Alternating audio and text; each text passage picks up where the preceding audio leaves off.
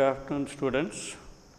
Welcome once again to the online classes presented to you by Sri Vidya Mandir Matriculation Higher Secondary School, Uttangari, Krishnagiri district. I hope you are staying safe and well at your homes and going through the online lessons carefully with dedication. Today, this video deals with the supplementary lesson from Unit 3 for Class 12, The Hour of Truth, written by Percival Wilde. The aim of the story. The Hour of Truth is a psychological study on the corruptive influence of money on people. This story describes a situation where the honesty and uprightness of an individual is put to a crucial test. He is compelled by his own family members to compromise on his ethical principles. The mental turmoil undergone by the individual, who happens to be the protagonist of the story, the change in attitude in his family members brought about by the influence of money, and the way in which he is saved from the crisis forms the plot of the story. The story revolves around the theme, the good gets rewarded, whereas the bad get punished. This is the theme of this story. Truth. Truth is nothing but honesty. Honesty is a virtue which is admired, respected, and honored by all. We have heard a lot of tales about honesty, highlighting the values of honesty. We have also heard about the tale regarding King Harishchandra. According to Hindu myth, King Harishchandra was a noble king who was well known for his honesty. He was widely known for his honesty. The gods wanted to test his honesty, and so he was subjected to a series of difficult situations in life where he had to undergo severe hardships. Harishchandra bravely confronted them in an honest manner. He never compromised on his integrity even in the face of such adversity. Finally, the gods were very pleased with him and duly rewarded him. Similarly, we have heard a story about the woodcutter and the axe. The poor woodcutter, who earned his livelihood by cutting trees and selling wood for his livelihood, one day while he was at work, he accidentally dropped his axe into the river. Having no other means of livelihood, he begged and prayed to the river goddess to give him back the axe, to help him have the axe back. Yielding to his plea, the river goddess wanted to test his honesty.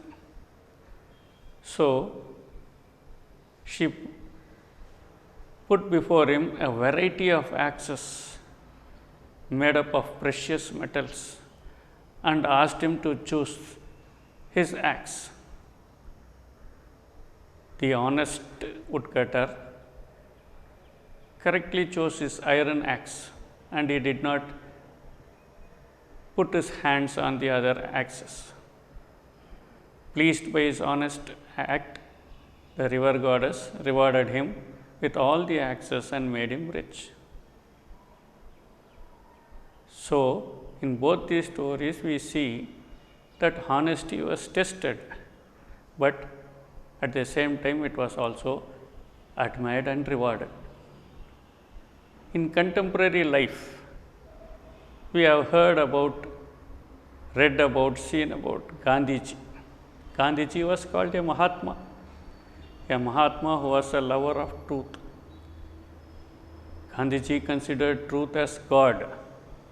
He defined it by saying that God cannot be seen, but truth can be felt by one's conscience.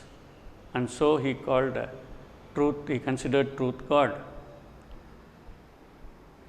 For Gandhiji, the logic was very simple. For one to be honest, it was simply to maintain the unity of thought, word and deed. It looks very simple, but it is very difficult to practice.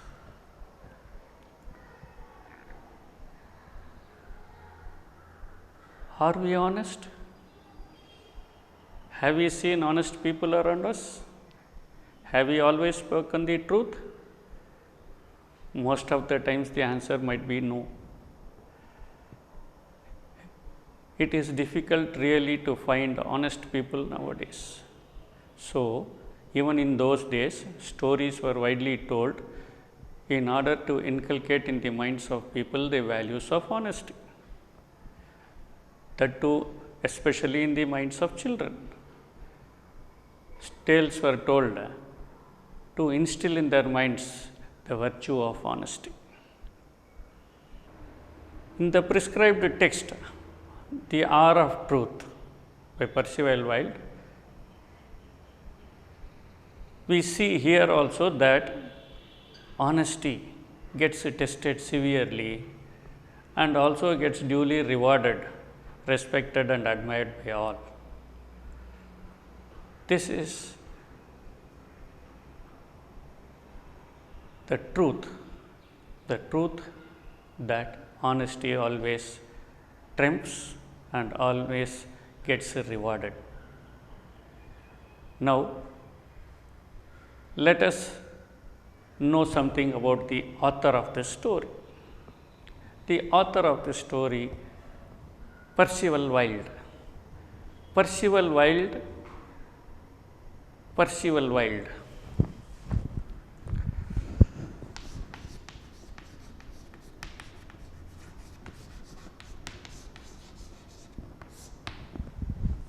He was a famous American author and playwright. Was born in 1887 and graced the world till 1953.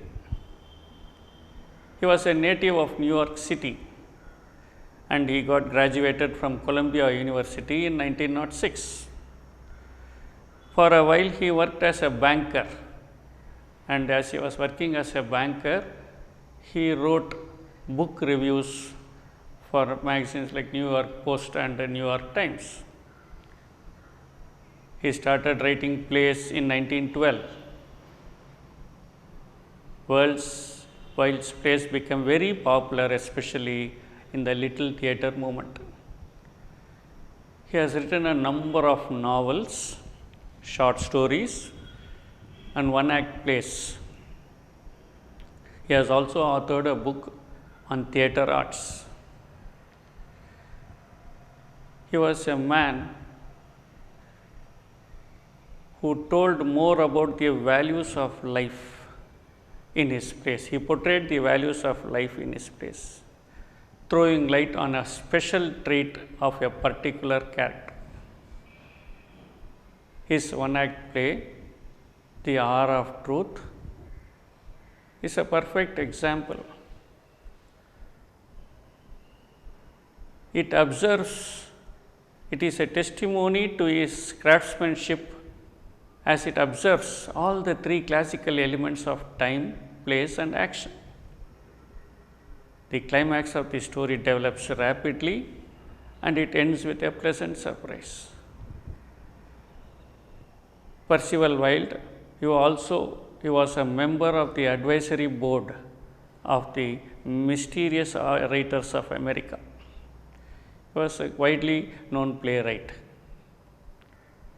Now let us move, before we go into the lesson, let us move into the glossary, the hard words, their meanings and how they are used in sentences.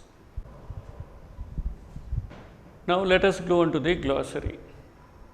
The word wrecking. Wrecking is a noun which means ruining, destroying. Here it refers to bankruptcy, the wrecking of a bank. Let me use it in a sentence. The madman set the shop on fire after wrecking it, after ruining it. In today's concept, we can use this, and corona is wrecking the world economy at present. Wrecking. Indictment. Indict means to accuse or charge someone for a crime and put on trial. Indict is a verb. He tends to indict everyone of plotting against him. He tends to accuse everyone. Indict. I can say the minister was indicted for misappropriation of funds. Testify. Testify is a verb which means to give evidence in court. To give evidence in court as a witness. He testified before the committee today. Nobody dared to testify in the court because they feared the criminal. Testify, to give evidence as a witness. Governor. In this lesson, governor, it does not carry its literal meaning. The governor of state or something like that. Here it is a word used by the character John, who addresses his father using the word governor. It is a noun. Go on the stand. Go on the stand is an idiom used in this, one of the idioms, which means to testify during a trial in a court. Go on the stand. He was nervous to go on the stand. He was nervous about going on the stand for fear of his life.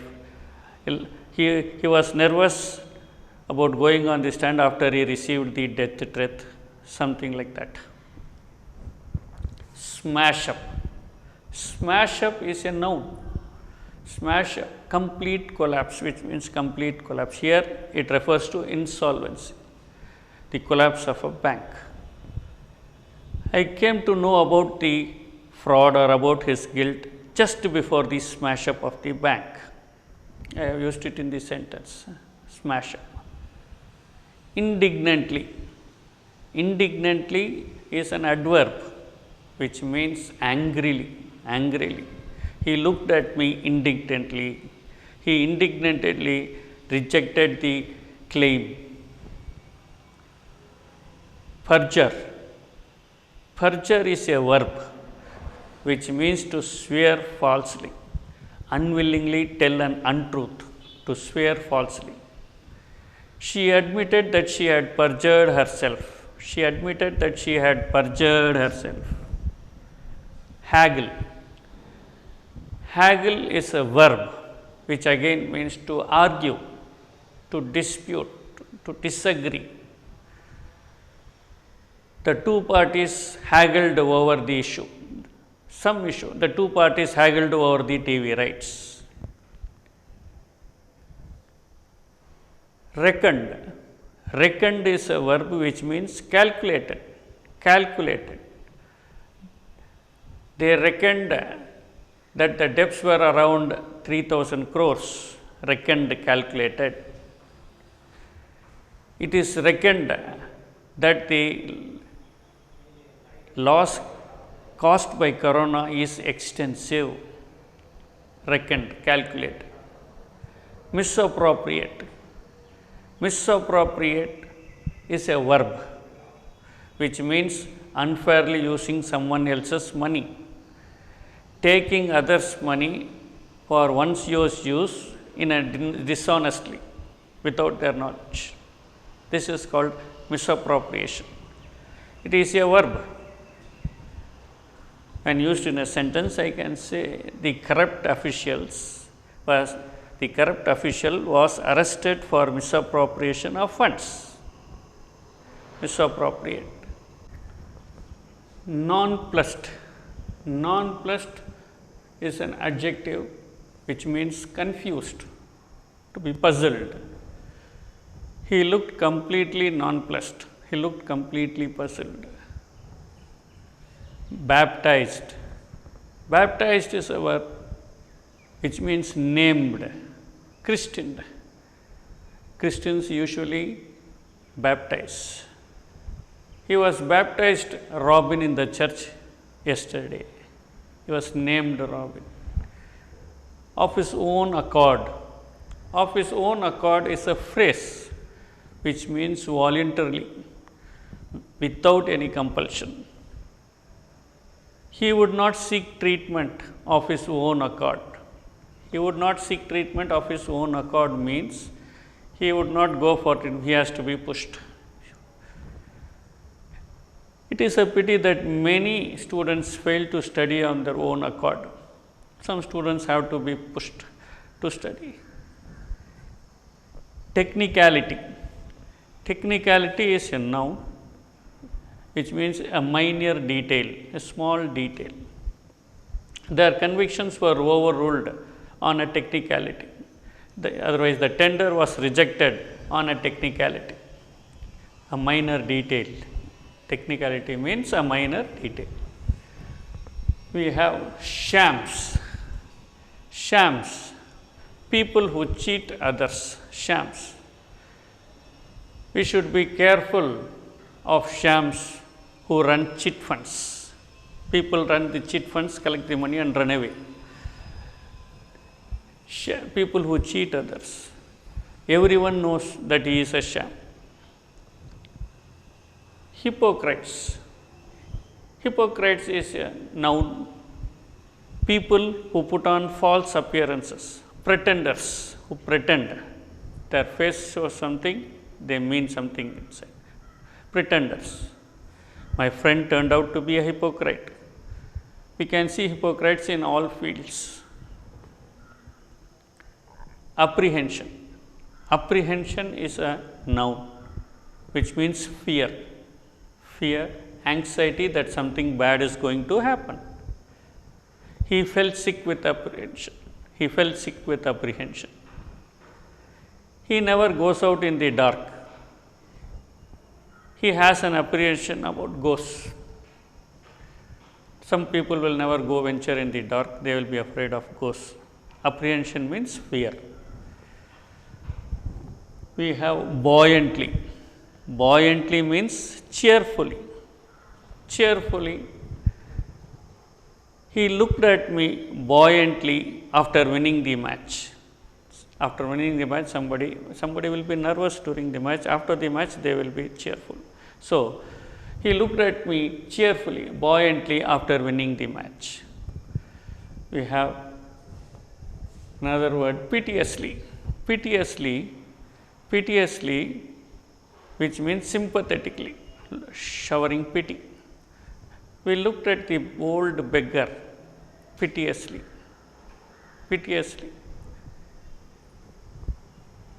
These are some of the difficult words that are used in this lesson, which you should read and understand the meaning. Then the reading of the lesson will be easier for you. Now let us have a look at some of the idioms used in the lessons. There are some 5 idioms used in this lesson. We have already seen some idioms. Here again, let us see a set of idioms and their meanings and use them in sentences. Save one's skin. Save one's skin is to protect oneself from difficulty. To protect oneself from difficulty. I saved my skin by finishing the work in time. Luckily, you had the extra money with you, which saved my skin. Otherwise, I would have felt very embarrassed. Saved my skin. The company is in need of new investors to save their skin, to save themselves from, to protect themselves from difficulty. Make both ends meet. Make both ends meet means earn just enough money to live. That is, to manage one's expenses within one's expenses. He has sold his blood plasma to make ends meet, and now he leads a quiet life. He took up this job despite his superior qualification in order to make ends meet. So, just to carry on living, he took up this job, make ends meet.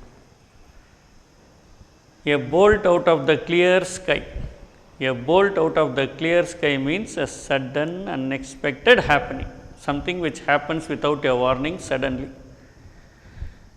His inclusion in the team came as a bolt from the blue, or Dhoni's exclusion from the team came as a bolt from the blue. The news of his uncle's death came as a bolt from his blue. Blue or the clear sky means the same. Go to grave. Go to grave is another idiom which means to die, to exit this world. I am worried that you will go to the grave without fulfilling your desire. Go to the grave. I am worried you will die. She left this world. She went to the grave, a lonely, bitter woman. Have the whip hand. Have the whip hand means to be more powerful in a particular situation. To be more powerful in a particular situation. In most of the homes, mothers have the whip hand. Mothers hold the whip hand over the fathers in taking decisions. We can say the BJP held the whip hand during the recent elections. Held the whip hand, that is more powerful in a particular situation. Under a cloud. Under a cloud means to view with suspicion, to look at somebody with doubt and suspicion. The minister's integrity was under a cloud. That means people were thinking lowly of the minister. His integrity was under a cloud. We can say the police were under a cloud when they shot down innocent civilians during the Kudangulam protest. The military were under a cloud in Jammu and Kashmir when they shot down civilians during the protest. So, under a cloud means viewing something with suspicion. These are some of the idioms which you should also understand, learn and understand. These are all used in the lesson. When you read the lesson, you should understand the meaning of these idioms, and so that you can understand the lesson better. Students, in this session, we have seen the title of the story, the aim of the story. We have heard some motivation stories about honesty. We have known something about the author of the story, the details of his life, and we have gone through the glossary and idioms. In our next class, we shall look at the characters involved in the story, the content of the lesson, and the values highlighted in it. And at the end, we shall discuss about writing of the paragraph. We will meet again tomorrow.